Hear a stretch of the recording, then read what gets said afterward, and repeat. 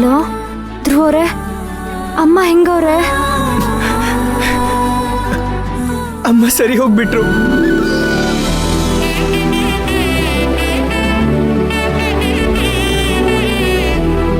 ಧ್ರುವರೇ, ಏನ್ ಹೇಳ್ತಿದ್ದೀರಾ? ಅಮ್ಮ ನಿಜವಾಗ್ಲೂ ಹುಷಾರಾದ್ರ? ಹೌದು ಮೈನಾ ಅವರೇ, ಅವ್ರ ತಲೆಯಲ್ಲಿ ರಕ್ತ ಹೆಪ್ಪುಕಟ್ಟಿತ್ತಲ್ಲ, ಅದು ಕ್ಲಿಯರ್ ಆಗಿದೆಯಂತೆ. ಆಪರೇಷನ್ ಮಾಡೋ ಅವಶ್ಯಕತೆನೇ ಇಲ್ಲ ಅಂತ ಹೇಳಿದ್ರು. ಕೃಷ್ಣವೇಣಿ, ಅನುಷ್ಕಾ, ಧ್ರುವರಮ್ಮನ್ಗೆ ತಲೆಯಲ್ಲಿ ರಕ್ತ ಹೆಪ್ಪುಕಟ್ಟಿತ್ತಲ್ವಾ, ಅದು ಹುಷಾರಾಗಿ ಡಾಕ್ಟ್ರು ಆಪರೇಷನ್ ಬೇಡ ಅಂತ ಹೇಳೋರಂತೆ.